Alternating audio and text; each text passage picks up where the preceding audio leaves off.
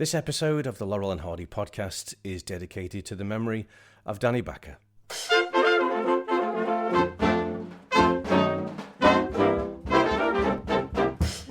Hello, and welcome to this very special bonus episode of the Laurel and Hardy podcast.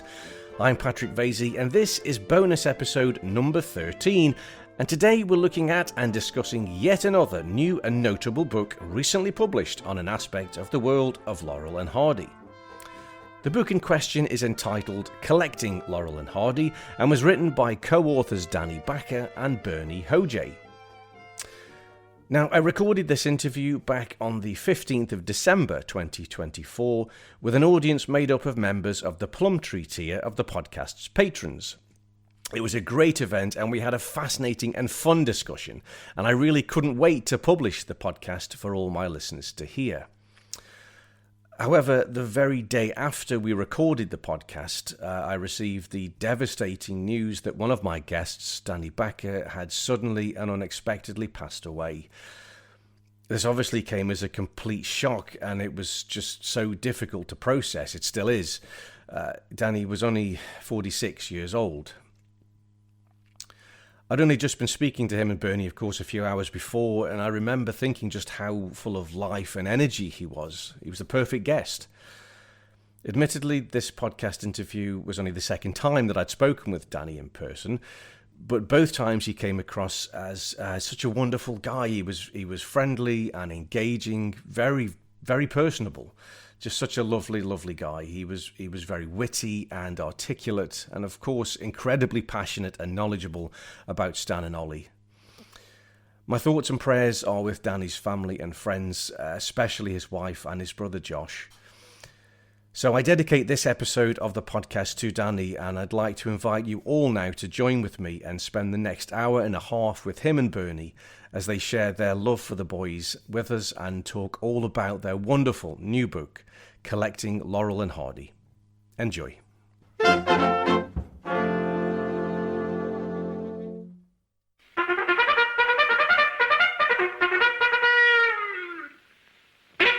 Welcome to this very special episode of the Laurel and Hardy podcast, which is being recorded live in front of an audience of our fabulous patrons.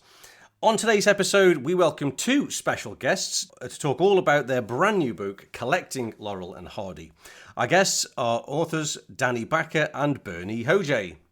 Danny is a multi-award-winning musician as well as an actor, comedian and writer, but one of his main passions in life has been collecting Laurel and Hardy memorabilia since the age of 5.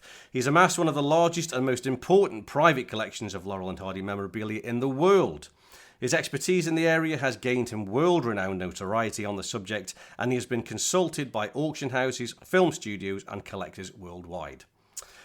Bernie is an accomplished creative director recognised for his exceptional work in the advertising industry, one of his advertisements being placed on permanent exhibition at the Smithsonian Institution, which reflects his significant contributions to the field. Bernie played a significant role in developing the famous Milk Moustache campaign, which achieved global recognition. I realise I should have sat here with a milk moustache. That would have been just the best start. You could have dyed your mustache white, Patrick. I missed a trick. That's right. Yeah, exactly. Apart from his advertising career, Bernie is a passionate collector and archivist. He is the founder of the Stan Laurel Correspondence Archive Project, or as we may know it, the Letters from Stan website, which aims to collect and catalogue every letter written by Stan Laurel. And that is a website that I myself use extensively. And it's been under maintenance, I think, for a little while, which has been very frustrating. So without further ado, I'm thrilled to say, Danny and Bernie, welcome to the Laurel and Hardy podcast. Thank you, Patrick. Yeah, great to be here. Yeah, Bernie has that other site under maintenance because he's been a little busy writing a book with me. So that was We can forgive him. We can forgive him. Yeah. It is just the maintenance is it's being updated to more modern standards. I built that thing like 20 years ago, and it needed an overhaul. Yeah. Oh, lovely. We're looking forward to It'll that. look better on every device. It is a fantastic website, Bernie, and if we can, I wouldn't mind just asking you a few questions as we get on to your sort of Laurel and Hardy backstory, just about the website. I mean, it's probably worthy of an episode in its own right, to be honest, because it is so important.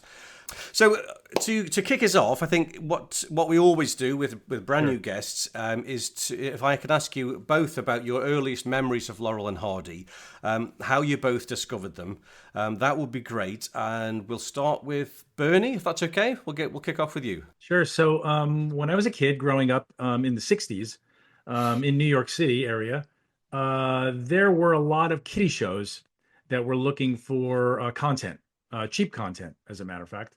And so they tapped into cartoons and old shorts because there were, at that time, very inexpensive rights management on those things, if any. And so, in the New York area, we had hosts who would show the Three Stooges, Popeye, Laurel Hardy, Abbott and Costello, what have you. And as a kid, we had no idea that that wasn't current. So we would watch Little Rascals, and we would go outside and build like a soapbox derby car, and having no idea that they were making those in the 30s. It was just kids doing stuff, right? So by the same token, there was a great TV host. His name was Chuck McCann, and he had Chuck McCann, who ended up being a founder of the Sons of the Desert. Had this show where he played Laurel Hardy, and that's where I first got the itch, And I was always a big fan of comedians and old time comedy, especially because I always felt like I was as a person born in the wrong era. Like even though even today, like I get more excited about a black and white movie than anything else. If I see it on television. So I have a big fascination with the past. And so what occurred to me is that at that time that I was loving all this old stuff, I found out that you could actually write to people and have them send you an autograph. This is when I was about 12 or 13 years old. And there were some people still alive. Stan Laurel had sadly passed, but I wrote to Groucho Marx and got a signed photograph. I wrote to Bob Hope. I wrote to a lot of Jerry Lewis, people like that. And I started collecting autographs as my first collecting hobby. And it wasn't until years later after that, when I started getting an income and having my own money, that I started to say, you know what, I could buy autographs that I couldn't get because people had passed away before I started collecting. So I started buying things like, Harold Lloyd and Laurel Hardy and W.C. Fields and the Marx Brothers and Abbott and Costello and Three Stooges. And I had a pretty gigantic collection of autographs. And along the way, at the time, we're talking about way before the internet, the only way to buy things like that would be to go to an autograph show, and they had plenty of them in New York. Or you would subscribe to newsletters and things that would come in the mail, when you actually get price lists from dealers. And whenever I would see something that was interesting, I would clip it and stick it into a little folder. And invariably, what came up a lot were letters from Stan Laurel. This was, collecting in the 1970s, so Stan had been, dead for 10, 15 years. And his legacy went way beyond that. Nobody knew at the time that he had written so many letters. But I was collecting, it seemed like I had a lot of copies of letters. And then springboard forward, when my collecting was in full bloom, I happened to chance on this website that had the letters collected of Abraham Lincoln, every letter that he wrote. And I thought, this is kind of cool. I wonder if anybody's done this for anybody else. And I looked, Mark Twain had a website collecting the letters of Mark Twain, Thomas Jefferson, the letters of Thomas Jefferson. And I was like, you know what? I wonder how many letters Stan Laurel wrote. I've got a lot of them. Maybe I can start transcribing them, sticking them onto a website and make like a letters from Stan website. And that's how it started, and from there, to today where there's, several thousand letters transcribed with, with information about the letter writers, the content that Stan talks about, the things that are sort of appropriate for the time period, things that like he mentions a name, I tell you who the name of the person is and what it meant to Stan, and it became like more of like a Wikipedia for Stan Laurel, and it's something I was really proud of. So someplace along the way, I also started collecting artifacts and memorabilia and props and wardrobe from films, and I had some pretty amazing things. And in the hobby of collecting, I ran into Danny Bacher. He came to my house. He saw some of my wonderful things, a derby worn by Oliver Hardy, Stan's actual Fez from Sons of the Desert. We'll talk about that a little bit later. And he was like, how do you get this? Like, I have toys and things, and well, what is this? Like, how do you get these things? And I sort of explained to him that like there are places you can look, and it's not that easy because there's not that many things that survived.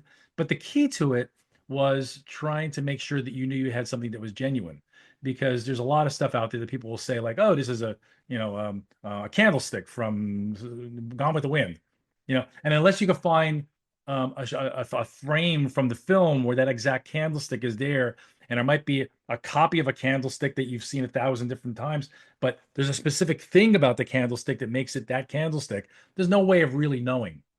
But certain things, you can look at stitching, you can look at buttons, you can look at all kinds of items, and we'll talk about that a little bit later too. But there's a whole art form in identification.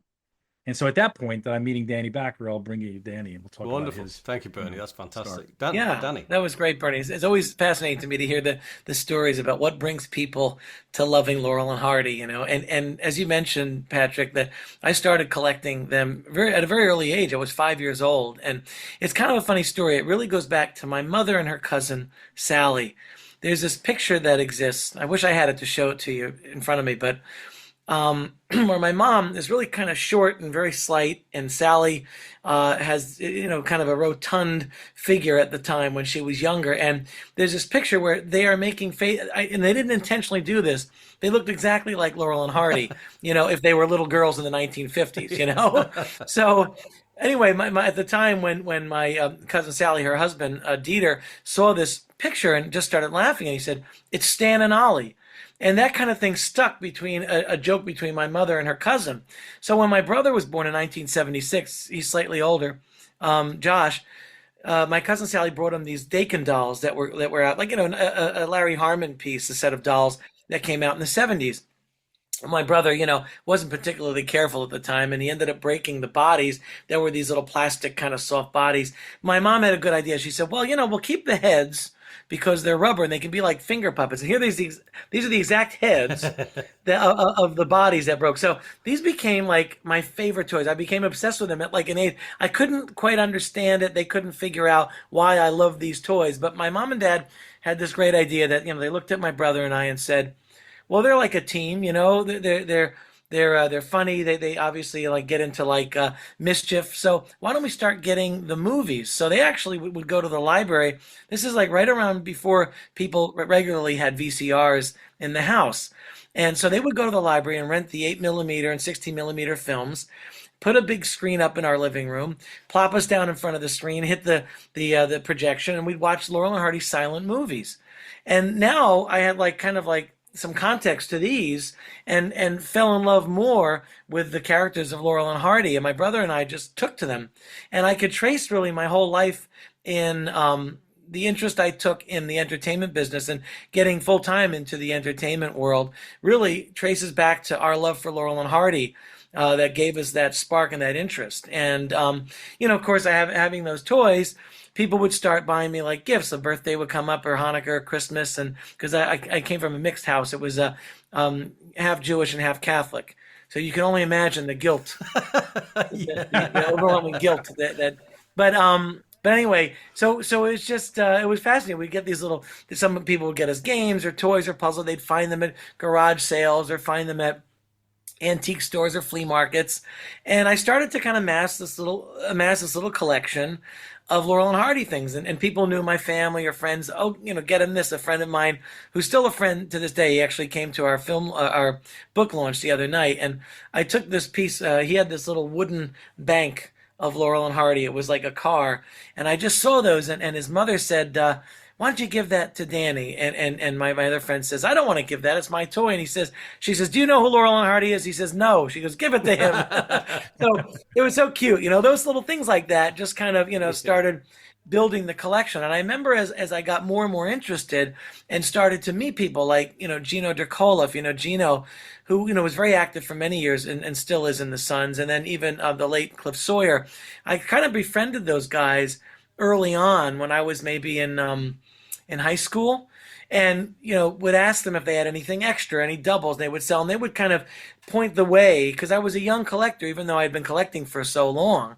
And I at that point had a pretty large collection, but this is right before the internet and eBay and things like that, and auction houses that I became aware of. So over the years, and like Bernie said, as you know, you get your own money and you start working, and then you start finding the higher end items. And it's been a really fascinating journey for me because to get the items that I've acquired now and to amass the collection, and as you mentioned, it's not so much even the size, which I have a very large collection. There's a lot of stuff. Like you can see, I'm in my museum room, and yes, I am married.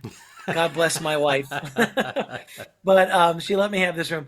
But there's like 2 storage units filled with things that aren't Wow. even on display. But like, there's so many interesting stories, which we talk about in the book, about how you find these things and how you locate these important items, because everyone wants to try and get the most amazing things they can get when when you have the collecting bug, let's call it. Yeah. And it's really, in a sense, it's a passion, but there's an obsession aspect to it as well. But it's fun. It's like, it's not to the point where you don't want to be to the point where you have to check into a clinic, which I've never had that. But you might disagree by what you see in the I was back going of to there. say, you might have passed that point, Danny, I think. Maybe I should check in. Well, it was nice talking to you. No, but so I feel like there are ways to make it happen without having such deep pockets. Yes. One of the lucky things is that Laurel and Hardy items don't command the prices. They command high prices, and there are certain aspects of the collecting world that are very high end and Yeah. high priced. But it's not like if someone's collecting Star Wars and you want to buy like one of Luke Skywalker's lightsabers or something, you're talking like hundreds and hundreds of thousands. And of course, as you know, the ruby slippers just sold the most expensive piece of movie memorabilia, $32.5 million. Wow, that's ridiculous. Unbelievable. Yeah. Last week at auction. So these is iconic things. However, an iconic piece from Laurel and Hardy might go for $30,000, $40,000. But I think that there are ways to parlay things. There are ways to, when you get into collecting, you sometimes end up being an unwilling or unsuspecting dealer. People from Europe had called over the years, "Do you have a pair of Oliver Hardy trousers?" Well, I just so happen to have an extra pair because I wanted to get. So I end up having like one pair of, I think it's the pair of Oliver Hardy pants to have, which are the pants worn in Way Out West. Yes. And Yes. and there's a really funny story, which again we'll get into when we talk more about the book. Yeah. But you find ways to make it work, and like over the years, it's amazing to me how I've been able to like meet people, and then they turn you on to a lead, or then you get a lead for this it's a lot of sleuth work. Yeah. And it's a lot of phone calls and research, and meeting this person who has this friend that knows this guy who has this piece, and you just end up, you spend a lot of time, but it's I feel like worth it at the end, because then you end up finding pieces, unearthing pieces that are important pieces that may have gotten lost to history, unless someone like myself comes along and really I think sort of displays the importance of these pieces, these artifacts. So. Yeah. Oh, So absolutely. the genesis of the book project comes from one of my visits to Danny's room, the room that he's in now. Yeah. And being You an make me art sound like guy. I'm in an institution to Danny's room. Well, I will say this: Danny has a 2-bedroom place, and every time I've been there to work with him, I have to stay at a hotel because he only has one bedroom that has a bed in it. Well, yeah, and that's my wife and I say, look, you can stay in with Stan and Ollie, but Bernie, he says, all those eyes looking at him gives him the creeps, So Patrick, I'm there one time, and ogling all of his like amazing things, and some of it is not super valuable, but it's certainly cool to see. And Yes. that's Yeah. one of the great things about the book, is that the fun thing about the book is Stan and Ollie, because they are funny looking. They're as funny looking as they are in action. That all of the items made in their likeness is sort of fun. It makes you smile. So like everything generates a laugh and a smile. So you're looking through all of this stuff, and I said to him, I said, do you ever photograph this stuff? Like, you got a lot of stuff here I've never seen ever, one of a kind items. And he goes, no, not really. Just, with my phone, I take a couple pictures. And I said, what I should do? I should bring my camera, my equipment down here, lights and things, and the softbox, and let's start shooting some stuff, because there's some stuff here that we ought to preserve photographically. And we did that for a while. I'm talking about, this is starting like 7 years ago. And as we did 3 or 4 of these sessions, and they're long sessions, I would go up there and he'd bring out 100 things, we'd photograph them all professionally, beautifully. And at one point, Danny says to me, he goes, "Do you think there's a book in this?" And I go, "A book in what?" He goes, "Well, all this stuff." Like, I don't think there's ever been a book about Laurel Hardy collectibles, And I was like, "That's ridiculous. There had to have been one." And it's like, no, there hasn't actually.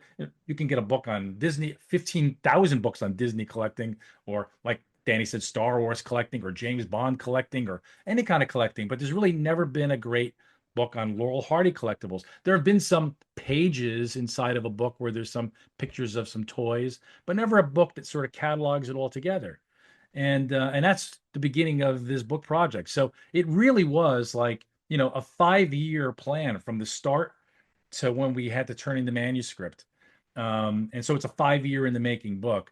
And I will say this too, we went into it saying we didn't want to make a book that was just a book of stuff. We wanted to write a book. So there's a lot of writing in this book, a lot of chapters, a lot of interesting stuff. We didn't want to cover the territory that's been well trod by other writers who have done fabulous jobs. You can't talk about film history because Randy's done it all to the hilt. I dog-eared so many copies of his book that I had 3 copies of that first book. I had to buy another one every time I ratted it out. Yeah. And Dick Band too. Dick's another one who's just, he knew so many of those people. He's out there on the West Coast and exhaustive with the research. And that's the thing is like the real trick was, all right, what do we do? Obviously, the book subject is different, right? The topic alone is unique. However, what do we do, like Bernie's saying, that's going to make it different and make it interesting for people to read as opposed to it just being a catalog? And, we really started to delve in. I think one of the great things about Bernie's website and knowledge in the letters is that we had access to a lot of things that Stan, a lot of ideas and thoughts that Stan had on a lot of these subjects in the book. So we wanted to make it almost like a history of the comedy team through memorabilia, through items, through artifacts, and we cover the most obscure and the most rare and the most valuable to like things you could just go on the internet and buy, for like $5. And it's a real cross section of every aspect of collecting, from people that collect the films themselves in 16 or 35 millimeter, 8 millimeter, to comic books, to trading cards, to posters. We have so many rare posters. We were very lucky to get some of the, because about 80% of the book is my own personal collection, but there are aspects in the book that we wrote to a lot of big collectors, a lot of super collectors that focused in certain things, like posters, for example. And Mike Nemeth, who's out in California, who's been very proprietary about his collection for years, never shared with anybody.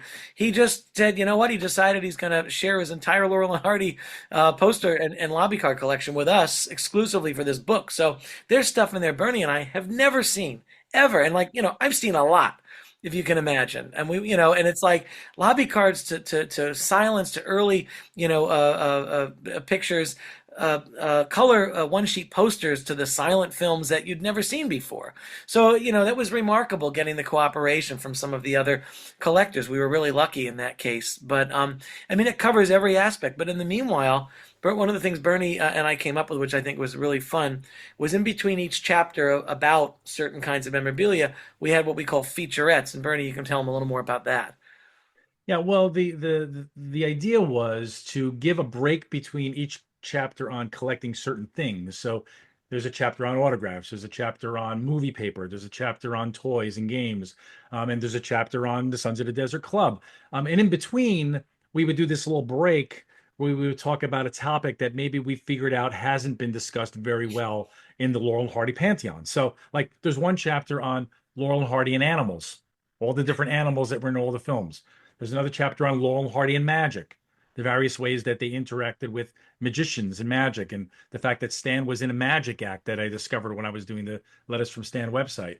And no one's ever talked about this magic deck before. And what's interesting was that was the inspiration for Laurel and Hardy's appearance in the Hollywood Review of 1929. And the actual act at the time was called Martini, Maximilian and Martini.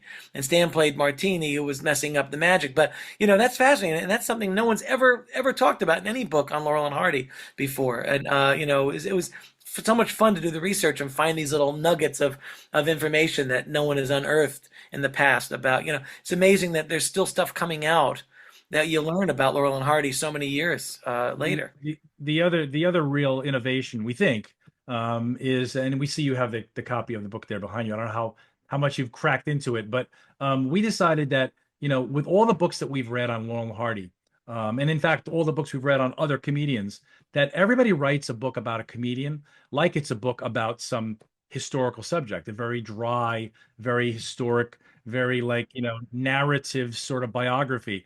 And we decided to make this book be fun, as fun as the stuff you're looking at. So it's filled with jokes and humor. The captions have humor in it. Every page of manuscript is filled with jokes.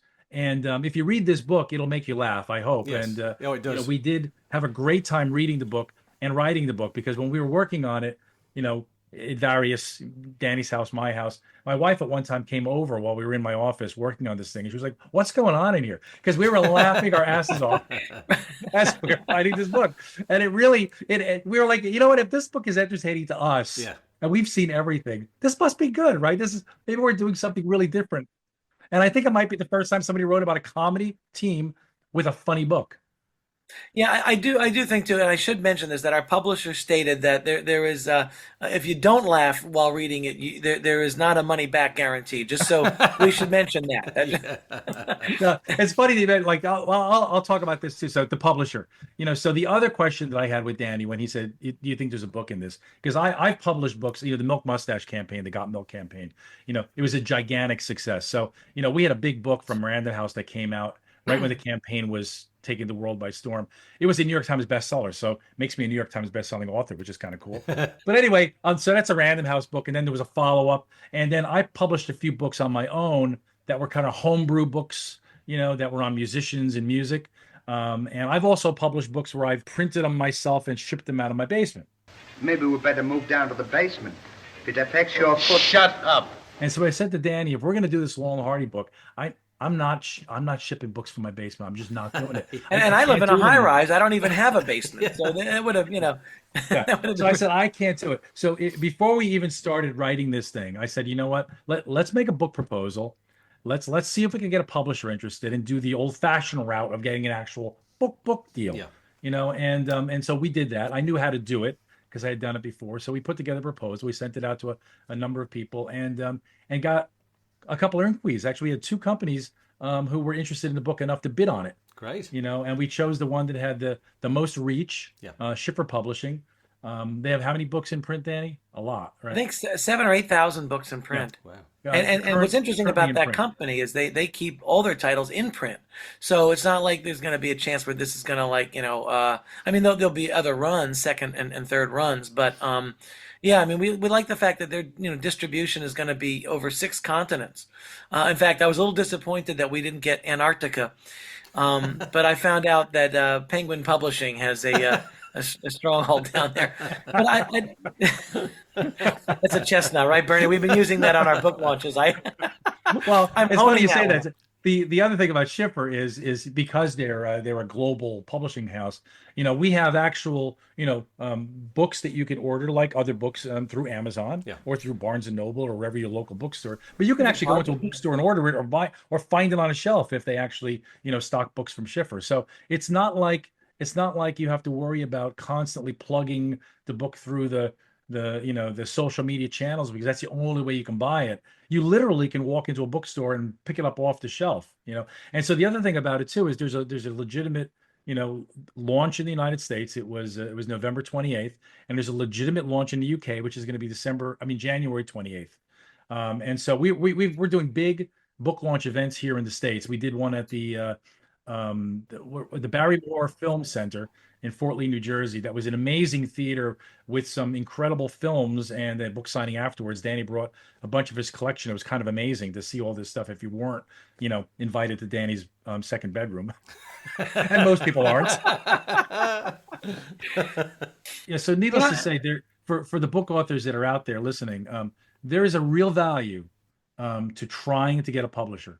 There's a gigantic value to it. And it's not that hard to do. You may not get a bite on it, but it's well worth the effort of trying to see if there's something worth reeling in, because you've got an audience on this book. It's a worldwide audience, and it's not a niche market. It's a quite big market, and if you can price this, but if you could price your book in a place where it's not exorbitant. This book is $50 US. It's almost 300 46 pages. pounds. Yeah, over like, over 1,000 color photographs, and it's a 9 by 12 hardcover, beautiful. It's an amazing book. It's a pretty cool thing, and we're really thankful to them, because when we brought this book in, we met and worked with the actual publishing executive of the company, and he took a big interest in it. And every time we said, could we get, a bigger book? Could we get some, different embossing on the cover? Could we get some, flat matte and, glossy inks? Yeah. And they're really proud of the book too. That's So fantastic. every time we look, It's a got beautiful some book. good It reviews. really, I mean, as you say, if you walk into a bookshop, it will stand off the shelf. It looks beautiful, and the design that's gone into it is really, really nice. And it's a joy to sit with. It's one of those books that you can just keep on revisiting it. You don't have to read it cover to cover, but you can do. But it's just great to dip into. And what really pleases me, and Danny touched on this about the breadth of the stuff that's in there. All that, you got very rare collectibles, costumes, and all the rest, and then you have very run of the mill stuff, books and things that we all have. And it's such a joy sometimes just to turn a page and go, oh, I've got that. And it's just something as simple as that, but you've gathered it all together. It's all there. You've left no stone unturned, really. Yeah. And it really does feel as if it's standing there for all time for people to be able to come back and reminisce of the stuff that they used to have and no longer have. And think, oh my God, I remember that now. It's it's so clear. So it is a wonderful, wonderful resource and thing for the the Laurel and Hardy community to savor. It just And yesterday. even, okay, I was just gonna say, even beyond the Laurel and Hardy community, I think, like, someone that's a toy collector or a collector of any kind of movie memorabilia would find this interesting because of the subject matter and what we talk about in authentication processes, and how you try and uh, authenticate items that are in films. Which surprisingly a lot of people don't know to do. Even auction houses miss this. But go ahead, Bernie. I didn't mean to cut you off. I was going to say that, talking about the book and how it stands in the sort of the history of Laurel and Hardy, books, tomes. He got a call. Danny got a call yesterday, surprise call from a very famous comedian who was inspired by Laurel and Hardy. And I'll let you talk about it, but it's quite an amazing thing, because there are regular people who fell in love with Laurel and Hardy, and there are also very famous people who fell in love with Laurel and Hardy. And it's kind of cool that not only do they love the team, but we're hearing now that they love the book. Fantastic. And so they should. Yeah, in fact, I got a call the other day, and it's a number I didn't recognize, and I answered it. Usually, I don't answer those. It's like, oh, it's spam or something. But I answered the call, and and there's a voice say, "Danny?" I said, "Yeah." He says, "It's Robert Klein." So Robert Klein, the legendary comic, calls me up, and he must have spent 25 minutes talking to me about the book, how much he loved it. He gave us a beautiful quote to use to, help promote the book. But it was just so heartwarming to hear this comedian who certainly influenced me and influenced, how many comedians, my God, Seinfeld, so many people, cite Robert Klein as an inspiration. And Robert Klein, of course, loved Laurel and Hardy. And he told me this story about how when he was working in Second City in the 60s, out in Chicago, they had a reel of Big Business playing, above the bar, and it's just on loop, constant. And people would sit there at the bar, drink, and laugh their asses off at Laurel and Hardy's antics from 1929, in this silent that they did. And he talked about that's kind of got him interested in Laurel and Hardy. And he said by the time he made it out to L.A., it was the late '60s, so he missed meeting Stan. But he was very good friends with Chuck, of course. And I knew Chuck. I was friendly with Chuck, and we used to get together and have lunch out in L.A. And just love hearing those stories, about people that knew Stan and really were intimately involved in the beginnings of the Sons of the Desert Club that I'm sure we're all members of here. And but I mean, it was wonderful. It was so touching that here this famous comic calling me up to tell me about the book, and it was a real treat. Yeah, it's not surprising though. It's because it is, as you say, the majority of Laurel and Hardy books, I mean, the one that I'm working on included, are about the history of Stan and Ollie. So, it's looking at the production history of films, whereas what you've done is, yes, it's very much Laurel and Hardy, but this is actually our personal connection to those. So you will be firing people's emotions as they're looking at this book, and they'll want to reach out. So I think that's fabulous, absolutely fabulous. Well, thank you, Patrick. Along with, as Danny spoke about the one of a kind items in the book, there's one in a billion kind in the book items. And I'll just preface the start of this by going back to Danny coming over to my house and seeing my Stan Laurel fez. And, at the time, he was salivating over it. He was like, will you sell this to me? And of course, I was like, no, I would never sell this to anyone. And so I said, but don't worry. I said, I told him how I authenticated it, basically by every stitch on that Sons of the Desert logo on the front of each of the fezes is done by hand by a seamstress over at Western Costume, which was the big costumer of Hollywood films back in the 20s, 30s, 40s, and even to today. And everyone is different. It's like a fingerprint. And so I was looking at my fez, and I was looking at stills of Stan wearing the fez, and stitch by stitch, missing stitch by missing stitch, everything was right on the money. It was exactly the same thing. And there was no way that it was anybody else's but Stan's. Inside, I looked real carefully with a black light. You could see it had S. Laurel written inside, and had a little bit of grease paint on the front brim of the cap, which is amazing, because I always say that you could clone Stan Laurel when the technology comes just from that. That's right. Yeah. So I said to Danny, the ultimate collectible. when Danny was disappointed I wouldn't sell it to him, he said, well, that's too bad. I go, well, no. He said, look, the way I found this, you have to remember, Ollie's fez is out there. Like, it's still out there. You just got to find that fez that matches. But I'll find that hat if it's the last thing I do. And there's also a Charlie Chase fez, and there's also two other Laurel and Hardy fezes. One that Stan wore in the very first scene in the film. He walks into the door, and that's the only place a different fez is on his head. It's like a few frames only. Why it's there, maybe they mixed it up. Or maybe that was the first one he had on, and afterwards the director said, where's Stan's fez? And they were like, I'm not sure. And somebody said, well, he better put his name in one of them, and we'll use that one from now on. Or whatever it is. Yeah. But the very first frame of Stan poking his head into the door, he's got a different hat on. And so that's available. That's out there somewhere. And so Danny went looking. This was like, what was this, 25 years ago, Danny? Well, I remember 2007 or 2006 maybe it was. I called up Western Costume Company, and I just said, because this was the first time I ever got a piece that was actually from a film. And it was like, all right, I got to get a fez. I just, by chance, this is what I'm talking about, how crazy this all works out. It's like, I called up Western Costume, and I said, I'm a collector. I'm looking to do you have anything from Laurel and Hardy? Do you have something from Sons of the Desert? The guy called, the president writes back to me and says, I have a box here with 3 fezes left from the original film. I said, what? And I said, is it for sale? And he says, take your pick. You can pick one of them. And he sends me the pictures. And I'm like, oh, my God. I was so excited. I was trembling. I'm going to have a piece from the actual film.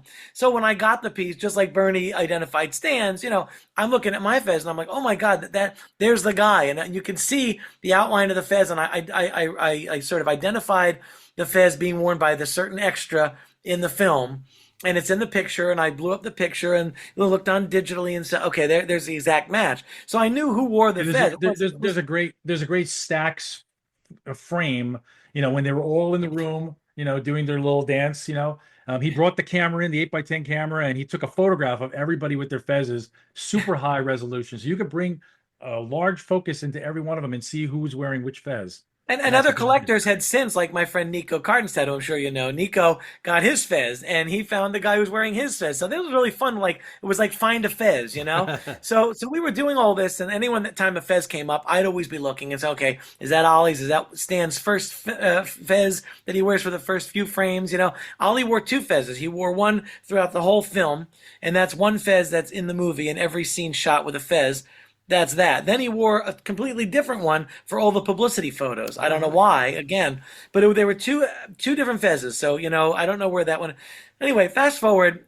I wore Bernie down after many, many years. Bernie says, I want to put in a swimming pool, so I'll sell you the fez.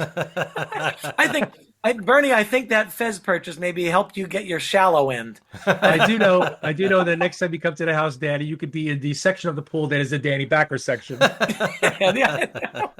I want a plaque somewhere on the pool. Yeah. So Danny got the fez. I got the Stan Laurel fez. So he was like, "Great, I got the Stan Laurel Fez." Yeah, so I'm all excited, because I got the Stan Laurel Fez, and I since sold my Fez and I don't know if Mark wants me to tell, but I'll just tell you, Mark Hammond well, Yes. and Mark got the Fez that I had, the original one from the film. It's a great thing, and I was kind of sad to see it go, but on the other hand, it was like, oh, I got Stan's Fez, it's okay, it's a good trade.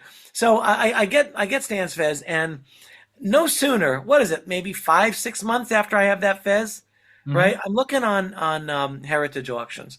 Now, wait, but let's just say this before you continue. We had already turned in the manuscript for the book. Our deadline had passed. Right. It takes a long time to publish a book through a publisher. Yeah. Like a year. So and we had so many corrections, and there was so many versions. Yeah. So we submitted our final manuscript, and it was done. And so then Danny. So I'm looking up on the Planet Hollywood auction, and they have a Fez, and these come up from time to time. Only a month before, one of them sold on eBay. It was, background. It was a real and original Fez. I think the tassel didn't match. The tassel was off. But anyway, so I'm looking at this Fez, and I'm like, it's like I see this thing come up because I'm always looking at the auctions, and it's this Fez from the film Sons of the Desert. It doesn't say anything more about it, and I start to look at the stitching. And I go, oh my God. I called Bernie. I think I woke you up, Bernie. But this was this was like middle of the night. I'm like, Bernie. He's like, what is it? I said, go to this site. Look at the site. And I'm looking at the pictures. And he goes, holy crap. And here it was Oliver Hardy's screen-worn Fez. Wow. So I'm like, all right, don't tell anybody. Don't tell a soul. So we're watching this thing. I'm getting ready to bid on the thing. We watched this thing for 2 months. I'm hinting with other collectors. So you looking at anything to buy? Just to see just to kind of feel out the wood, because I know the other sharks out there that are looking to get this kind of stuff, and no one's. Now you have to remember, like, so the average person isn't looking at stitching on Fezes. Yeah, I mean, it's a Danny Bernie thing. Yeah, exactly. Going back to 20 years ago. So we're like the super collecting nerds, and we're like, all right, don't say a word. We're not telling anybody. So I bid on it, and I get the Fez. And the funniest thing was it's going up and up and up. And it wasn't cheap, mind you, okay? But if it was if people knew and they announced it was Oliver Hardy's Fez, it'd be a whole different ballgame. Yeah. So they're going. So finally we're watching the auctioneer, and the auctioneer, Bernie, I'll never forget, the auctioneer says, third and last call, $240. $240. $240, do I hear any more? $240. $245. $245. $250. $250. $250. $255. $255. $260. $260. $265. $270. $270. What are you bidding against me for? Well, you're bidding against me. $275. $280. $285. $290. $290. Sold to the jolly gentleman on my left for $290. Thank you. Now, he says, there's no telling this was worn by Stan or Ollie. And at that moment, the bidding stopped. No one else bid. and I got the winning bid. Oh, brilliant. So sure enough, we write to our publisher and said, stop the Fezes, Fezes. And we said, we got to put this in. And they said, you're absolutely right. This is so important. So then we finished the story. For the first time in 91 years, Laurel and Hardy's screen-worn Fezes from the film are together in one collection. And I'll just show you right up there, and with my finger pointing that case, there they are. There they are. Look at that. If you want to see the real detail, you got to check the book, because I'm not getting them out of the case again. I just did it last week for the book launch, and it was a pain. Oh, brilliant! But yeah, you could see them together for the first time in 91 years in full color in the book. It's pretty amazing. Yeah. It's a great story, incredible. Yeah. And I'll just show you over there, just so you can see like the scope of the room. There's Laurel and Hardy right there. That's a pair of suits that they wore in the film The Bullfighters. And I'll tell you an interesting story about that. You all remember the famous actress Debbie Reynolds? Oh, yes. So Debbie Reynolds, if you know or don't know, had a huge collection. She went to the MGM auctions in the early 70s when people weren't even thinking of a business of selling off, costumes from films or props. In fact, she was so smart, she had the foresight to basically buy up so many lots. I mean, because remember, she bought those lots of all that great costuming because she was sentimental about it, because she was an MGM musical star. And Yeah. she wanted to preserve it. It Wanted wasn't to just make a little museum, but it right. wasn't because she thought, oh, one day my ruby slippers are going to be worth $30 million, Yeah. and she had a pair. Yeah. It was because she was thinking, oh my God, this is MGM. This is where I live. This is my place. And the stuff was getting thrown out. In Yeah. fact, what was interesting was about that. At the time, like you could go into Western costume and say, I want to be Cleopatra for Halloween. Do you have Liz Taylor's costume? Like, yeah, it's right here, $50. You can have it and bring it back by Monday. And this is how like people would they weren't thinking of them as valuable. It was in a movie, it got reused. The Oliver Hardy trousers that I have from way out west, they're almost unrecognizable. And I'll tell you that story in a minute. But getting to this bullfighters is another example of like the due diligence I had as a collector, and reuniting costumes together for the first time in so many years. I had gotten this Oliver Hardy suit from the bullfighters.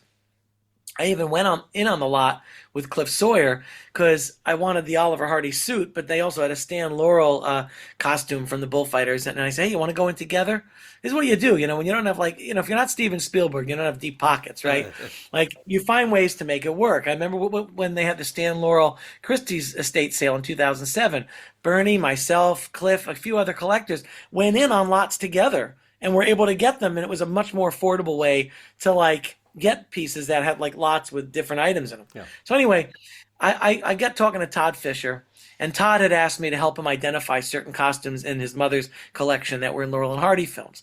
So I'd help him with that. And I said, Todd, I don't want you to pay me anything. I just want you to give me access to Stan Laurel's suit jacket, which I think is from the Bullfighters, because I was looking at photos. Well, sure enough, before Debbie Reynolds had the big profiles and history auctions, I was the only collector she did a deal with before, and I traded some items, and I ended up getting a whole bunch of Laurel and Hardy costumes, which I then was able to, put out there in the world. I mean, there's only so much wall space you have for Oliver Hardy pants. So I just, I couldn't keep it all. But I really wanted that Stan Laurel suit that matched the Oliver Hardy suit. So again, they were pieces that became reunited in one collection after being apart for, 70-something years from the 1945 film. So that was really exciting for me. And that's the kind of stuff you do. But should we tell them about the pants, Bernie? Sure. So again, coming down to the authentication process. I get a call from a woman named Brianna Levy, and she works for a company called the Golden Closet. And anytime she found anything Laurel and Hardy, she called me right up, because I would talk to her, and she said, here's a guy, here's the Laurel and Hardy guy. So I'll call him up. Do you know what this is? Are you interested? So she calls me up and says, I got a pair of jeans, huge jeans, Western Costume Company, says Babe Hardy on it. Are you interested? I said, of course. I'm thinking immediately, where did Ollie wear jeans? I'm like, all right, I'm asking her, are they overalls? No. Okay. I'm like, well, they're patches. Because I'm thinking, okay, he wore jeans in way out west, dungarees, whatever you want to call them. And she said, no patches. I said, why don't you send me a picture? I'll look at them. So she sends me the picture, and I can see right where the patches used to be. Yeah. Now they cut the cuffs off because, again, they take these costumes and they recirculate them. So once Ollie's finished with them, they put him back in the stock. And let's say another heavyset actor is doing something with jeans. Like, all right, get those Babe Hardy jeans. That'll fit him. And, they're like size 54 waist. So I'm looking. The more important thing is I see this little imperfection of white, like what we call a slub in the fabric. And it's right across, like underneath the belt line on Ollie's pants. And I'm looking at the photos and I go, it was another like, oh my God moment, because I'm starting to trace this white mark. And it's in every scene in the film, about 3/4 of the film, and it's in all the pictures, the whole dance scene, the segment where they're singing "Trail of the Lonesome Pine," and I'm looking at this white mark. And I remember I was very friendly with Laurel, and I remember telling Lois, she was asking me about it, and I said, Lois, I never did this before, but I spent the entire film watching Oliver Hardy's crotch just to follow this white line. Could anything be more crass? More disgusting. And it turns out that he wore these same pants in 3/4 of the film, which was amazing. So, they're on my wall. You can't really see them here, but they're like in a huge frame behind Oliver Hardy. Well, again, you'll see him in the book. Yeah, the other thing to note is that once Danny identified the pants through that little white mark, you could then see where the patches were, because there's little slight differences in color where the patches were. And little stitching marks too. And it was like when I saw that picture, when she showed it to me, I was so surprised when she said no patches. And I said, but you can see right where they were. So, she just was like, I don't know what this is. You want it? And, I ended up doing really well on it. But like, I really, it was such a great piece to find. Cause it's it's like, if you're going to talk about an iconic pair of pants, that's probably it. Either that or like the overalls that they wore in like, in the Music Box or one of those films. But it's amazing to me the stuff that's come up over the years and how many things are out there and how many things continue to come up. I just recently acquired Stan's violin case. And the violin case was something they used on stage in their stage tours in the 50s. And it's like the case that he used in A Spot of Trouble. So it's pretty amazing, the stuff that comes up. So Patrick, the funny thing is, so Russ has always been, envious of the fact that I had this Stan Laurel Fez for years and years and years since he discovered that I had it. And so you guys were making a plan to come up to the States, and he was going to visit some friends or relatives here. And he was like, finally a chance to see the Fez in person at your house. I said, well, if you're going to see it, you have to go to somebody else's house.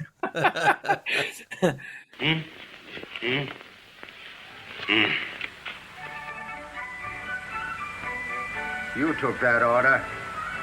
What was it? I thought you said 100 soldiers at 6 foot high. You got the order all wrong. I couldn't give those things to my children to play with.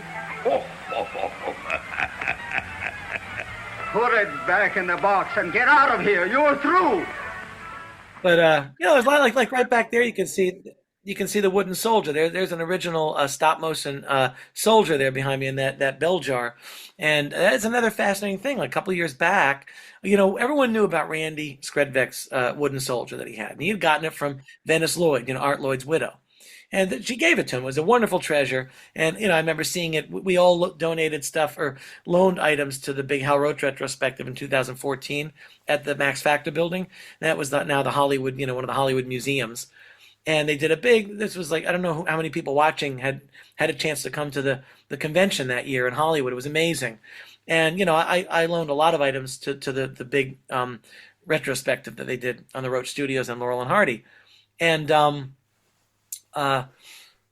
Randy had his soldier up there, and I said, wow, that's great. I would love to find one of those someday, but who knows? There's probably just one that survived. They only probably made 100 of them and they threw them out or whatever. These things get lost. What happened to these items? The Roach Studios auction happened in '63, and so much of the stuff that went away, we don't know where it went. So anyway, fast forward to like maybe about, it must have been 2020 or something, or 20. It was like right around the pandemic. And they air an episode of Antiques Roadshow. And this woman named Roberta Gleason comes on, and she's got 5 stop-motion wooden soldiers from Babes in Toyland.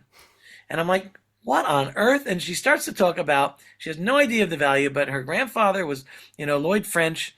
And, obviously Lloyd French worked on the film and worked at the studios. Yeah. And he got 10 of these and brought them home and put them on their mantle every Christmas. So for generations, she had these things, 10 of them, by the way. And, her children would play with them. She'd bring them out every year and put them out for Christmas and put them away. And now she wants to know what the value is. Well, the person says, I guess she was the antiques expert at that moment talking with her, said, this is about $50,000 to $75,000 worth of movie memorabilia just in these 5 alone. Is that as much as 1,000? Why, man alive, it's twice as much. Gee whiz.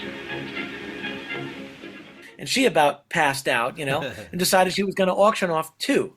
Well, she only said 1 at the time. One of them there was a lot of publicity around it, even though it was a lesser known auction house, but it ended up going for something like $15,000 with the buyer's premium. And I didn't get it. I didn't have the money at the time, and I bid on it. I even got interviewed on the radio about it to talk about how rare and amazing this is.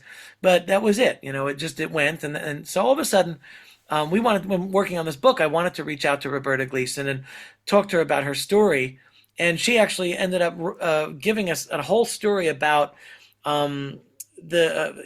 what her experience was as a child, knowing her grandfather and her uncle also that worked on the lot, how her brother and her used to get the costumes and they play in them. And there's a really awesome picture. Bernie, can I tell them about this one? Sure, Because it's neat. When you describe it, you want to see it, so it'll make you go get the book. Yeah, that's true. So there's a really awesome picture of her brother and a friend playing, in Hollywood, California, as kids, and he's got the bogeyman Oh mask yes, on, I've seen the it. Yes. and it's so cool, just to like see a picture of some random kid wearing that mask, that came from the lot. So anyway, Lloyd French took 10 of these soldiers, had them in the family all this time. And then a couple years after the first one sold, I had an opportunity to bid on one other one that she was going to auction off, and I won that one. Wow. And it did not go for the 15,000, which I was very relieved. But I was willing to go up, I'm telling you, because I said, I got to have that piece. It's very important. Yeah. And at that same time, they were auctioning off that bus that was in the Dancing Masters. And I said to Bernie, I'd love to get that bus too, but the soldier, the bus. And he says, get the soldier. It's got to be the soldier. Of course it is. It was a much more important piece, but as much as I love the bus, I didn't get the bus. But the soldier is just an amazing piece, and I was very lucky because she only auctioned off 2. The rest goes to her family. So it's really neat. She tells us her whole story, and we put that in the book. It's just really fun. Yeah, we've spent a lot of time talking about the extraordinary stuff that you could find, but the book also has a lot of stuff in it that you can just find at a flea market. And the cool thing about a lot of these like items that existed in the 50s and 60s when Stan Laurel was alive is we were able to go back and through the letters from Stan website, find Stan talking about not only items that he had seen, items he had heard about, but also items that he himself collected, things that he had. Like he had, for instance, a set of the brass Laurel Hardy lamps, that if you see pictures in film of him in his Santa Monica house, they're there, sort of stacked around his lamp. He also lamented a lot about how he wasn't getting enough money for the license from Larry Harmon. He wasn't seeing enough money. There's games, there's this, there's that. And so we do a lot of like sort of funny play on Stan Laurel, feeling like he's on the raw end of the stick when it comes to the licensing agreement that he signed. Well, I want half of what you're going to get. You want half of what I'm going to get? You bet your life. I want my cut, and I'm going to stay right here till I get it. All right. If you'll keep your mouth shut, I'll see that you get it. Okay. Well, one of my favorite stories that we talked about is Stan Laurel recalling it being in a shop in the I think it was in the UK in an airport, and he looked at the Laurel and Hardy ashtrays, and the guy came over and recognized Stan Laurel and said proudly, "These are our best sellers. We can't keep these ashtrays in stock." And Stan said, "I'd like to get a set." And he says, then he charged him £3 for it. Yeah, no discount, full price. Yeah, full price. He Stan had to pay for it. But it's just so funny, like there's stories like that. But it's just fascinating. Oh, that's great. Yeah. We did manage to also sort of offset all of the Stan Laurel firsthand accounts with Babe Hardy accounts that we pulled from various sources, including McCabe's great book. Because he talks about several things that we do reference in the book, and we were able to pull some nice quotes from him. So they're all represented there. Along with other, famous people as well. That's great. Yeah, I think that's one of the great things is that with collectibles and with these items, there's so many stories. Everyone's got a story. All the collectors have a story. They'll tell you about their first piece. They'll tell you about what got them into collecting. A lot of people end up collecting those Esco statues, which are like those 16-inch, big head statues that came out in like the 60s and 70s. And those, like so many collectors, I know both Cliff Sawyer and Gino DiCola would tell me that those are their first pieces they ever got. And then it started their mania in like collecting more and more things. And it's just so much fun, whether you collect high-end or high-priced items or just like tchotchkes, there's so much for anybody and everybody.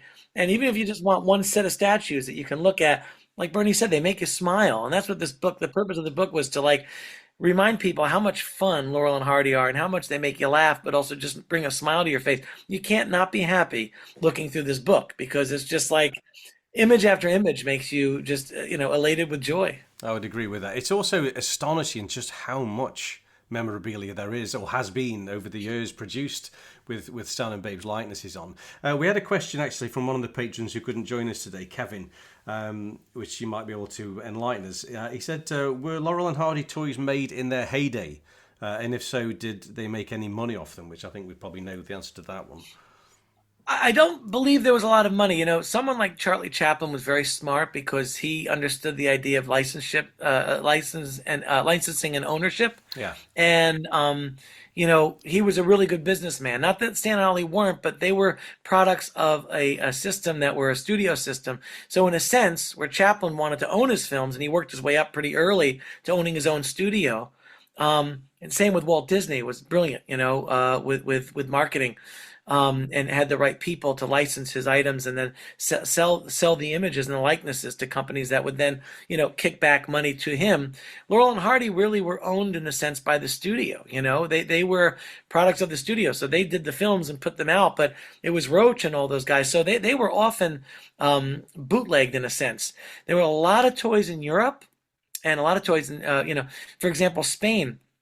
A company called La Isla, which put out tin toys, lithographed tin toys. And I have pretty much an example of every one of those. And Italy was another country that put out these felt dolls, and they would put out dolls. And I've seen them in costumes from like Babes in Toyland, Bonnie Scotland, Devil's Brother, Fra Diavolo, or just their regular suits, and just reproduce these pieces. So people would have these toys, and kids at the time that were involved in the Laurel and Hardy fan club at the time would have these toys to play with. And they definitely made a lot of items. I'm still finding items that were like produced in the 30s. They're much harder to find and they're very rare, but I have a very big example of them. And in that case behind me, there's a lot of very early toys and early dolls. But, again, they're all in the book. We talk a great deal about that. But, there was a lot to Laurel and Hardy merchandise before Larry Harmon, Yes. Yeah, there wasn't a an understanding of the idea of intellectual property back in those days. And it wasn't until Harmon monetized it for Stan and for Ollie's widow. There wasn't any money to be seen. And in fact, I believe that the feeling was that when they did publicity, it was all because they were doing it for the films, for their careers, for all of that. In fact, there's an interview with Hal Roach where he talks about the fact that he felt like he owned the likenesses of Laurel and Hardy because he created them. He created the characters. This is what he said, at least. And I know that there's a few letters in the Letters from Stan archive where they had lent their photographs to advertise products. And there's one particular letter where the studio, Hal Roach Studios, is writing to a manufacturer of radios, saying that we're sending you these photographs to use for your promotion, and Oliver Hardy would like this model and Stan would like this model. So they got free radios in order to do the promotion. But right. I don't think anybody was seeing any cash. No. Yeah, it was. I don't think it was thought of back then. I mean, Stan and Ollie themselves didn't really realize the scope of their popularity until they did the first tour in 1932. And I think they were shocked about it because, they're in California doing their jobs. Their jobs were to make these films. And, at that time, the idea of superstardom and publicity was not what it is today. Every star now has their own publicist and their own firm of people working for them to keep them in the limelight, But at that time, they were doing their jobs and not realizing the scope of their popularity the world over. I find it interesting too that even in my travels today, like my wife and I were in Barcelona a few years back, and I'm looking in shops and I'm seeing Laurel and Hardy stuff, and Gordo y el Flaco, and it's there are all these statues, and I bought a whole bunch of stuff. I said, I can't believe this. You still go today to different countries, and if you're on the lookout, you can find items. And when I first went to England for the first time in 2000, my brother and I were having a field day. I'll never forget it. We were with a touring group because we were doing studying theater at the Globe Theater, studying Shakespeare, and we had with our troupe, we had one day to kind of travel and pick a thing to go to. Everybody in the troop's like, I'm going to Bath and Stonehenge. Stonehenge and Bath. You guys coming? No. My brother and I went to Ulverston.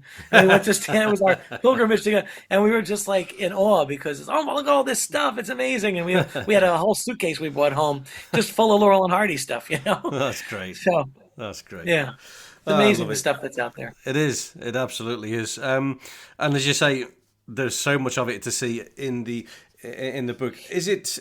I'm assuming it's not a complete record of everything. There's obviously things that you couldn't get in there. I don't think there's a way to make a complete record because we're still finding things. I mean, it's certainly probably the most comprehensive you'll ever find. Or ever need. Or ever need, exactly. I mean, I tell a story about I had a friend in college, and he's Portuguese, and he goes over to Portugal, and he he always very generous friend. He always says, "You want anything?" I said, I jokingly said to him, "Yeah, if you see anything Laurel and Hardy, bring it back." Next thing you know, he comes back. He gives me this huge box. I said, "What did you bring?" I open him up, and it's Laurel and Hardy toilet brush holders. It's like, I mean, who even thinks of this stuff? It's just amazing. In the book, it's in the book. It's in the book. Yeah, it's in the book. I don't even have those. They're in storage somewhere. They're in the bathroom. But I feel like I will say this though too. When we got to the book being finalized, and you have to say you're done at a certain point. Yeah. Danny kept on getting things, and he would be like, "Bernie, we got to put Laurel Hardy socks. I got a Laurel Hardy socks. We got to get them in there." I forgot that I had those. We can't stop the presses on the socks. He goes, but the socks are cool. I remember saying to him, I said, there's a whole line of undergarments, and we've totally forgot to talk about that. And I said, I've seen, G-strings, with Laurel and Hardy. And I said, I'll just model the socks. Thank goodness for that. Thank you for that, Dan. I'm wearing mine right now, funnily enough, my Laurel and Hardy socks. That's right. In honor of the book. Fantastic. Oh, brilliant. Guys, I'm going to move us on a little bit now because I know time is ticking away. I mean, I could listen to you guys talk about your stories forever. I want to ask you the atoll question because you are new guests to the show, and it's been lovely to chat with you. But I have to ask you the atoll question because I'll get lynched by my listeners if I don't. I mean, it's always a fun way just to crowbar in a chat about the films, which is what we all really love. So, I'm gonna strand you guys on a deserted atoll, but you're being allowed. Is it Atoll K? It could be. It could be. Okay. Let's hope for your sake it isn't. But yeah, it could be. You're allowed to take with you five. I'm going to let you 5 Laurel and Hardy related items. Okay, you're probably going to guess where I'm going with this one. A silent short, a talkie short, a feature film, a Laurel and Hardy related book, and a favourite collectible. Okay, so there's one to ponder. I know that's going to be a difficult one when you've got so many wonderful treasures. Let's start with Bernie. We're going to ask you for your silent short, please, Bernie. So it's not hard. A big business, I'm going to say. Okay. Just because, it's one of the classics, right? You can't go wrong. You don't get much more classic than it's that. kind of like it's the origin of the tit for tat, routine. Yeah, absolutely. It's a faultless choice. It's a faultless choice. It never gets old, and especially this time of year as well. What could be better than Finlayson and Christmas trees? Right. That's fantastic. Grace of Danny. Okay, my silent short. Well, you took big business, Bernie, so I'm going to have to go with the finishing touch. I love that because there's so much great, the germ of what they do later in their career, but this idea of just something simple, these two guys just trying to work and get something done, and that task is obviously impossible for them, and there's so much funny stuff that happens in that film. So it's like, kind of like the beginnings of their at work stuff, which I always find hysterically funny. Yeah, I'm totally with you on that one. And I just I feel like it's such an underrated short, the finishing touch. Yeah, it has such I think because it's such an early team film, let's say, it just feels very free, and it's loose, it's funny, it's just beautiful. I love it. Yeah, absolutely. And the way they're working off the nurse and the way they're working off, Edgar Kennedy in the film. It's just really fun. And they're all wonderful. They're all so good. They are. It's a great, supporting cast. It's just so much fun. Everything that happens, and even at the end with Lufkin and the fighting with the rocks and and the passing the money. It's great. There's a lot of really funny bits in that, and it's it's an earlier effort. So I love the fact that they're really clear and defined in that moment. You see the characters coming through. Yeah, definitely. And how skilled are they with that roll of money to be kicking it around and throwing? Nobody misses it. They never miss. No, it's amazing. It's amazing. Yeah, fantastic. Love it. Okay, great stuff. I love that. Bernie, a talkie short from you, sir. So I'm going to give Danny some wiggle room by picking something that's not on most people's list, but maybe it should be. Okay. Toad in a Hole. Oh, yes. Here's what I love about it. Outside of the whole thing is fantastic. But what I love about it the most is the scene where Stan is in the hole of the ship and the mast is in the way.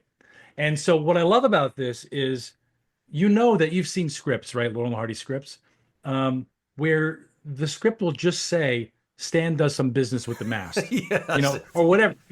It's not laid out. They haven't rehearsed it, but you're looking at a box, just a little box where the camera is seeing Stan in this little tight space, and he gets so inventive with what he does and the trouble he gets into in this tiny little space. And for me, it's like the ultimate example of what a great comedian he is. You know, like they talk about a comic versus a comedian. Comedian does things that are fun. He does things that are funny in this space. And the camera barely cuts off of him, a little bit here and there to get some close-up shots. But it is so spectacularly funny. The business he does there, probably with no script, you know, to go on other than be funny in this space. And silent too, and be such a great pantomimist, you know? I mean, like, he's really so brilliant at that. I thought I told you not to come out of there. Well, I got a good idea. I don't want to hear it. Now you get back in there and don't come out again until I call you. And of course, every time he does something that looks insignificant, when they cut back outside, Ollie's getting the brunt of it. His face when he's on the mast, he's like... It's the greatest thing ever. It's the greatest thing ever. What is that noise? I love that. I love Tone Hall. Tone Hall's one of my favorites. I laugh at it all the time. Yeah. It's so funny. I guess I'll give you one that's also probably not on everybody's list, but one I think is so. And I've been rewatching this. Actually, my wife and I have been watching this and like laughing hysterically every time. And we're catching so many things. Is Chickens Come Home? Oh, good one. Yes. Yeah. I think that is such a great, like, just comedy of errors, and, like, you know, the high brought low in Ollie in this with Mae Bush. Well, how about it? You can't bluff me. That was in my gilded youth, my primrose days, before I was married. Doesn't mean a thing. You haven't changed a bit, baby. Why, this is preposterous and outrage. You can't get away with it. Oh, no? Wouldn't that look grand on the front page? Oh, I can see the headlines now. Wronged woman comes out of the past to accuse leading citizen. Oh. And with you running for mayor? Perfect. Oh, Gabriel, blow your horn. Oh. And there's just so many funny, hysterical, and even, like, you know, modern, edgy stuff in that comedy that, you know, when you think about the year that came out, they always pushed, you know, the humor right to the edge. People always think of Laurel and Hardy as being so wholesome, and they were. You know, any age can watch them, but they never dumbed things down for the audience. They were so smart. And they kept the comedy at such a high level, even though it's in the guise of being very simplistic and, in a sense, dumb or you know, but it's not. It's brilliant, and I think that's a brilliant farcical effort from them. So I really love, you know, I mean, there's so many. I really, you know, but if I had to choose one right now, Yes. where what I'm thinking is Chickens. That's my opinion now. It'd probably change tomorrow. But That's always the way, isn't it? I always think that my favorite one is the one that I've probably just watched. No matter what it is, Right. that's the best one. That's got to be the best one. But I think the sound short is always the hardest question to answer, because there are so many of them, and they are just so good. They're all so good. Yeah. The supporting actors are also, you know, it's just it's hard to find a weak link in the bunch, you know. Yeah, definitely. Yeah, and Chickens Come Home has some wonderful supporting cast. They just knock it out. I mean, Finn in that is hysterical as the butler, you know. It's just great. All the, you know, the picture, all the bit shenanigans with the photograph that he's trying to hide, and it's like, you know, great. it's such a big thing. It's just him, you know, on a beach going like this with Mae Bush on his shoulder. But the implications are so hysterical about that, you know. Yeah, and I love those little gag photos. You see them in like things like Our Relations too, where you got Finn and Stan and Ollie with the three rotund, let's say the Rubenesque girls. It's just a late laughter. Yeah. That is not, you look at it for 2 seconds. What's going on? What did they do in that day? And it's so funny. It's just, you know. Yeah, it is great. Really good. The possibilities are endless. It's a great choice. Bernie, so we've got a feature film from you, sir. Yeah, so I'm going to go Sons of the Desert, but Oh, for some different reasons. Sorry, Danny. we can have the same one, right? Yeah, You we- can say, we've got- yeah, we've got I'll multiple say some prints. reasons. They'll be different than yours, I Yeah. guarantee it. So Sons of the Desert for me is because like when you go see an orchestra and they're doing the big number, Yeah. and at the end of the number, invariably there's that guy with those giant cymbals and he crashes them to sort of a crescendo for the end of the song. Yeah. I think Sons of the Desert is like the cymbal crash, the crescendo of Laurel Hardy's relationship on film. It's the place where there's more packed into that, whatever it is, 70 minutes than I think any other film. There's a lot of things that are going on there that are, I think, the culmination of their comedy genius. One, I haven't counted, but I'm going to guess that there are more breaking of the fourth walls on Oliver Hardy's performance than in any other film. It seems like every scene there's this chance for him to look into the camera and go, "Can you believe this numbskull?" Like he does it over and over and over and over again in Sons of the Desert, and you don't get tired of it because Stan is so, you know, immeasurably foolish in the things that he says and does in this film. Yes. The other great thing about it is, you know, Mae Bush is so hilariously horrid as this like screechy wife. And every time Stan does something dumb, you know, like the Pada thing, Yes. like two peas in a pot. Pada. Oh, shut up. Yeah. It's like completely on the money, like with her, like, you know, her like overbearing wife. It's like the honeymooners thing, Yeah. you know. Not to 30 mention the years great before. aim she has. The great aim with all those ceramics. That's, Right. Well, I hope you have a nice time, dear. Thank you, sugar. What's that for? Just this. You're not going. What do you mean I'm not going? Just that. You're not going to the convention. You're going to the mountains with me. But he can't go to the mountains, you see. He took a note. And the exhausted ruler said that... Now listen, Dodo. You keep out of this. Wait a minute, sugar. There's no use getting excited. You're making a mountain out of a molehill. Certainly, life isn't short enough. Are you going? Huh? I said, are you going? Yes, sugar. Mrs. Hardy. Who said so? Him. Oh. Well, you can do as you please. But you're going to the mountains with me. And the other thing, back to like why I love Toad in the Hole for that bit of business with Stan, there are a number of opportunities in this movie where the camera just rolls in a locked off shot. Yeah. And stuff is hilarious because Stan and Ollie are hilarious. For instance, the first scene where they walk in and have to find their seats. And all they're doing is finding their seats, but they got to wind through the crowd, and he's helping pull them through the crowd, and they're getting this, and they finally get to their seats. And Stan, of course, takes Ollie's seat. He has to get him to move, and then when he moves and they finally sit down, he crushes the chair against his head. Yeah, that's right. It's all done like in one shot. Fantastic. Yeah. And then the other thing that's amazing is the whole business about like ring your doorbell. I think that's about like a 7-minute scene. Yeah. Of him not knowing which doorbell, where he lives, you know, how he's going to. even just go unbelievably trying to funny. get out of Ollie's house. The getting out of the door. There's 5 steps in getting out of the door. He opens the door and then stays inside. Then he forgets his hat and he comes back and puts his hat on, closes the door. Then realizes, you know, so the steps and the evolution of him trying to just get out the door. Just- Stan is spectacularly funny in it. The eating of the wax fruit, you know, for instance, you know, he's having a hard time getting this fruit down. He finally manages to swallow it.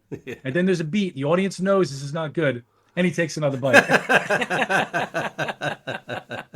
It's unbelievable, right? It is. Oh, it And then, of course, back to Mae Bush. You wax eater, you? That's it.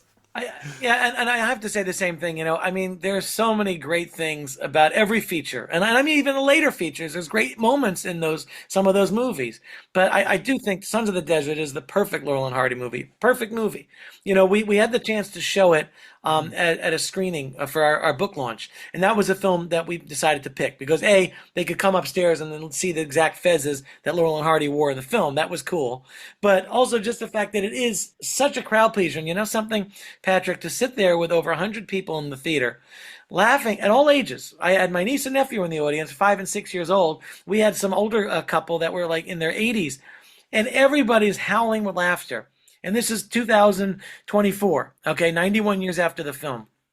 I love the fact that, as Bernie pointed out, Stan does so many great bits of business, but really it's also to show you the generosity that they had with each other as a team. Stan was, as we all know, such a genius behind so much of the comedy that the team did, but Oliver Hardy to me was equally a genius to be able to pull off everything he did, being that they're a comedy team that are not a classic comic and straight person, right? Comic and straight man. They're both hysterically funny. And this is Ollie's vehicle. This is a movie, I think, that really showcases Ollie, and that's the great generosity of Stan, is because he went for the humor. They both went for the comedy, and in this case, it's really, I think, Babe's film. But it's just brilliant. The idea of the two the henpecked husbands trying to put one over on their wives. Stan, with Dorothy Christie, who's really this gun-toting mama, and they're each trying to tell each other that they wear the pants in their house, and we know who really wears the pants and who's in charge. And the great reveal is when they're mourning the possible loss of their husbands, and they're watching the newsreel, and there's Laurel and Hardy, and if I could only just see them one more time, and boom. And I love the extended scene of them doing their antics in the parade, and Ollie at the end, does that thing where he twiddles his tie and puts his big head right on there, and then trails off. It's so funny, and it's like, it's timeless. It's just as funny today as it was. I wasn't around 91 years ago, but I can only imagine. And furthermore, you're making a big mistake. What do you mean? If you're not careful, she's going to get the upper hand of you. Now mark my words. The upper hand of me? Impossible. All right, have it your own way. I may not be king of my castle, but I certainly wouldn't allow my wife to wear any pants. I'd like to see my old woman throwing things around. It's disgraceful. Never heard of such goings off. On. If my ball and chain ever talked to me, if she even dared to raise a... Do you know what I'd say? What? I'd say, hello, honey. Well, you think it over. I'll see you in the morning. Brilliant. It is. Yeah. It is the epitome of a classic, isn't it? That it doesn't. It does not age. Fantastic. Now, is it only one print that we each get on our own atolls, or he gets his own print and I get my own print? We've got a few prints. Yeah, that's okay. We've got a couple of prints, so you can have one each. That's all right. Now then, a Laurel and Hardy related book, and you can't choose your own, I'm afraid. I know which one I'm bringing. Yeah, I'm going to go with Randy's book and the first edition, not the new one. Nice. Okay. Only because the new one is fantastic. It's fantastic. But I have a lot of heart for the first book. Yeah, me too. Yeah. I love that book. I love the size of that book. It's almost like it's a little like school book. It's like a little. But I love that book. That book, I poured through that book so often. Like I said, I went through 3 copies. His new book is fantastic too. But that original book was just such a watershed moment in Laurel and Hardy research. Up until then, we only had the Everson book, that had basically a history of all the films, and it was very short, in like synopsis, not a lot of detail in when filming occurred and who all the players were, et cetera, all the stuff that Randy did. It's he's become like the Laurel and Hardy historian, I think, without question. Oof, yeah, without a doubt. It's a great book.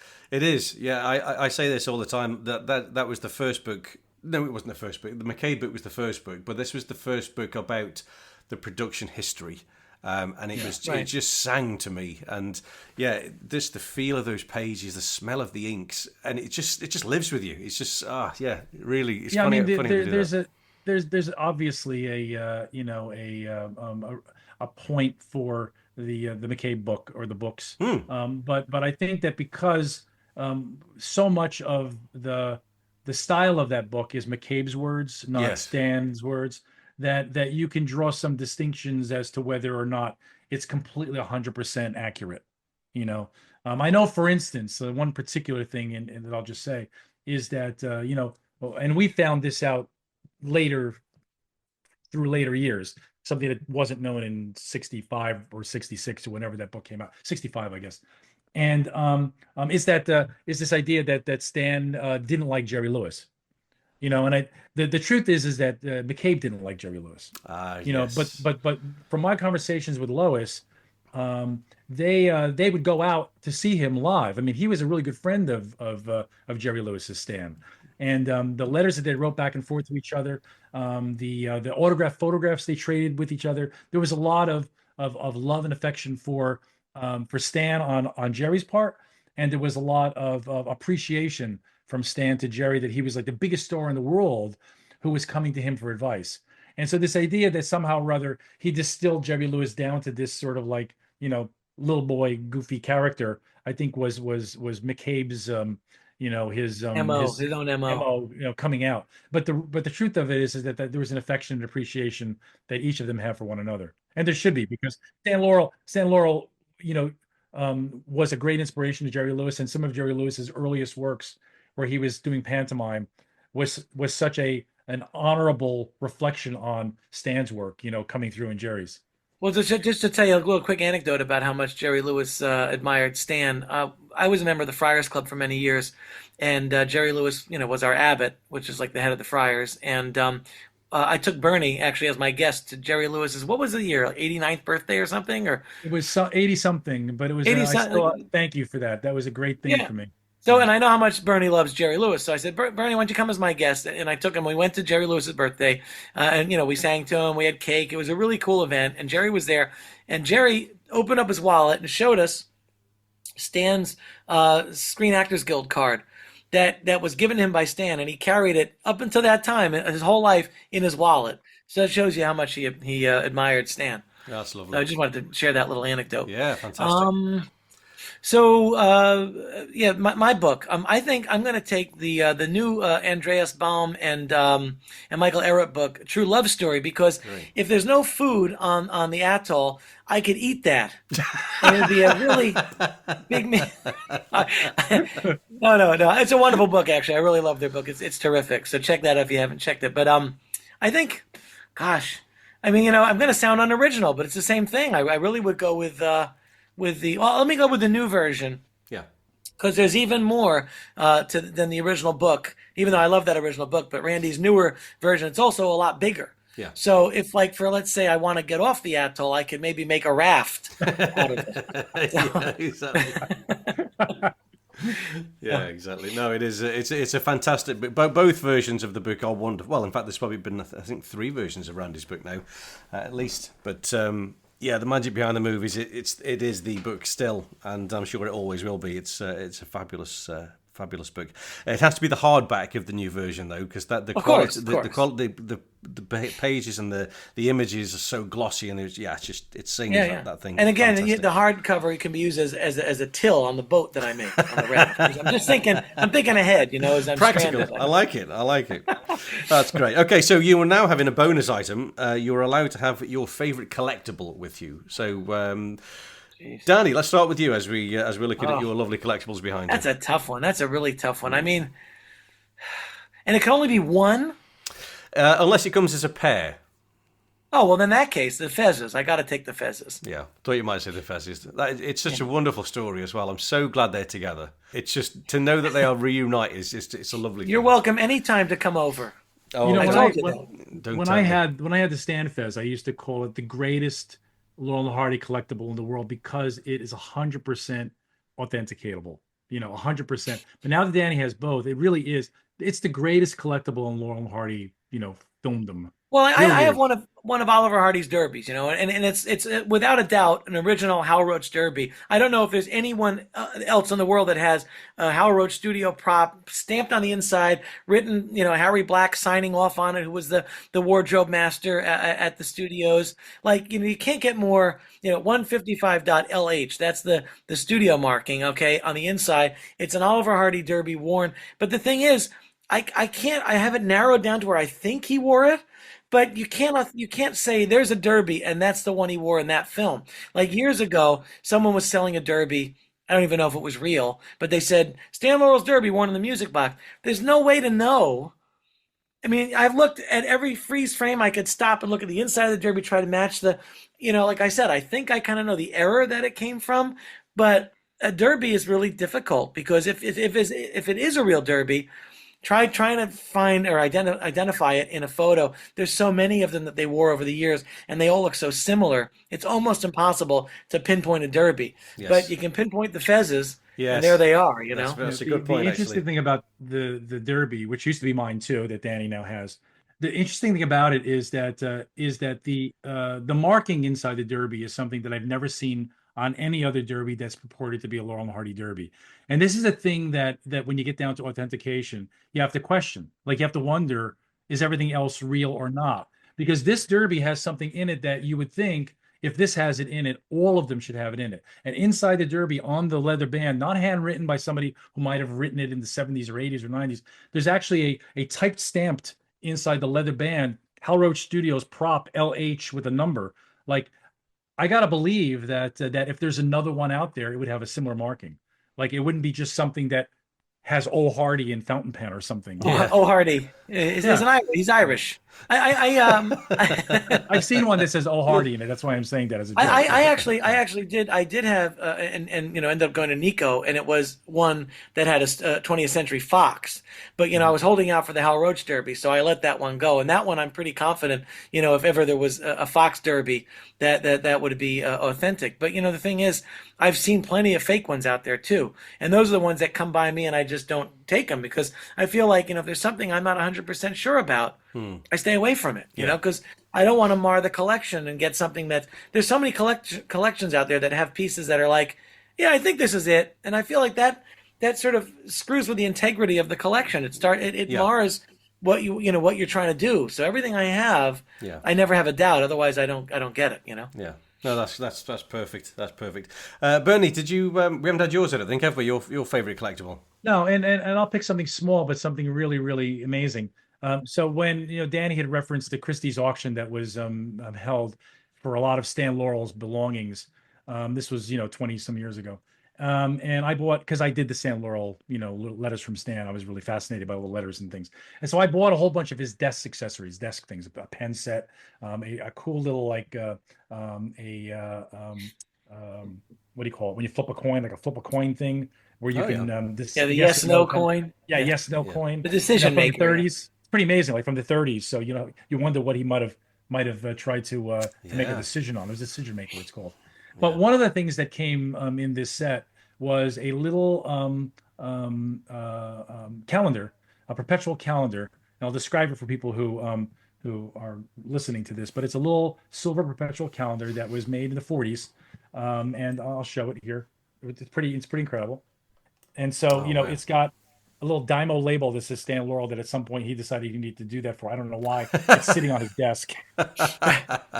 He must have gotten a Dymo label or just like Dymo label everything. As we discovered, Bernie. Oh, go ahead. I'll tell you the point after. But the amazing thing about this is that, according to Ida, after Stan died, she left it perpetually on the date that he died. It didn't move it again, and so I keep it on that date, as a testament to that great thing, tribute. But more importantly is this dates to the 40s. So what that means is Stan thought so much of this and used it every day, such that he took it from LA to Malibu. He took it from Malibu to Santa Monica, and it sat on his desk, and every day he clicked this button and this button to change the dates on this thing. So it's pretty incredible. Like, it saw everything, and Stan interacted with it almost every day. So it's an amazing little thing, but it has so much history. And a few years ago, more than a few years ago, maybe 15 years ago, I was doing, because I'm an art director, I was doing a TV shoot out in LA, and they had just refurbished the Oceana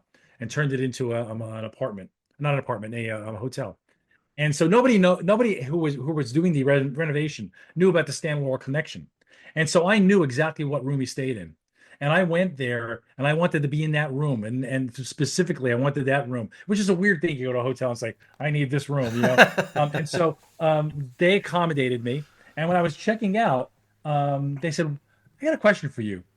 Why did you want that particular room? What's the deal with that room?" And I said, "Oh, that's the room that Stan Laurel lived in." And they're like, "No way." I'm like, yeah, they didn't know anything about it.